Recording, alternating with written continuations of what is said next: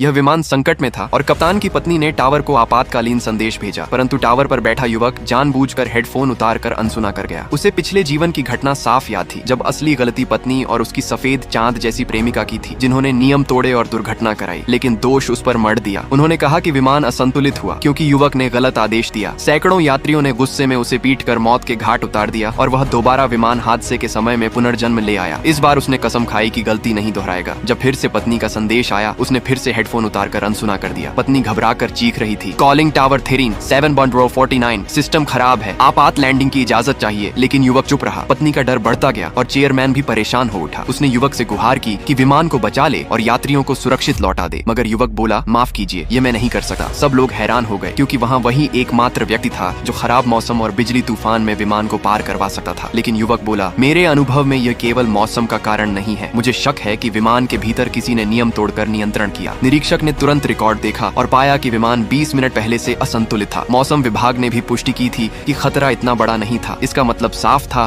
कि नियम तोड़ने के कारण ही समस्या हुई। चेयरमैन को सच समझ में आ गया कि उनकी अपनी पत्नी और बहू ने यात्रियों की जान से खिलवाड़ किया, लेकिन दोनों को अपनी गलती का कोई पछतावा नहीं था। उल्टे वे सोच रहे थे कि दोष फिर से युवक पर डाल देंगे। वे आपस में बातें कर रहे थे कि यदि सारा दोष युवक पर डाल दें तो सच्चाई छिप जाएगी। परंतु उनकी चाल विफल हो गई क्योंकि इस बार युवक ने टावर से विमान को खुद नहीं चलाया था, बल्कि सारा जिम्मा चेयरमैन की बेटी को दिया था। युवक को उस पर भरोसा था क्योंकि उसी ने उसे सिखाया था और सचमुच बेटी ने पेशेवर तरीके से विमान को सुरक्षित उतार लिया। पत्नी विमान से उतरते ही फिर से पिछली जिंदगी जैसी चाल चली और यात्रियों से बोली, आप लोग नहीं जानते, अभी अभी इस युवक ने गलत आदेश दिए जिससे हमारी जान जाते जाते बची। लेकिन इस बार युवक डरने के बजाय शांत खड़ा रहा और बोला, गलत आदेश मैंने नहीं दिए, बल्कि नियम तोड़ने की वजह से विमान असंतुलित हुआ। यात्रियों को समझ नहीं आ रहा था कि कौन सच बोल रहा है। दोनों औरतें हड़बड़ा गईं और फिर से युवक पर उंगली उठाने लगी। तभी चेयरमैन गुस्से से वहां पहुंचा और पत्नी से बोला, मैं आखिरी बार पूछता हूँ, क्या तुम पक्के तौर पर कहती हो कि युवक ने गलत आदेश दिए? पत्नी बोली, हाँ बिल्कुल पक्का। भले ही हम पति पत्नी हैं, मगर इस बार मैं सच छुपाऊंगी नहीं। युवक अब भी शांत था, लेकिन चेयरमैन की बेटी चुप न रह सकी और बोली, नहीं, आज टावर में युवक था ही नहीं, मैंने खुद विमान को लौटाया। फिर भी दोनों औरतें झूठ बोलती रहीं और कहती रहीं कि अगर वह टावर में नहीं था तो भी विमान की गड़बड़ी उसकी पिछली गलती से हुई। युवक ने तय कर लिया कि अब वह चुप नहीं बैठेगा। उसने मांग की कि ब्लैक बॉक्स खोला जाए क्योंकि उसमें पूरी उड़ान का रिकॉर्ड दर्ज होता है। उसने कहा, आज सब यात्रियों के सामने सच सामने लाएंगे कि नियम किसने तोड़े और विमान कैसे असंतुलित हुआ। इस प्रकार सच्चाई उजागर होने के कगार पर थी और झूठ बोलने वालों के चेहरे से नकाब उतरने ही वाले थे।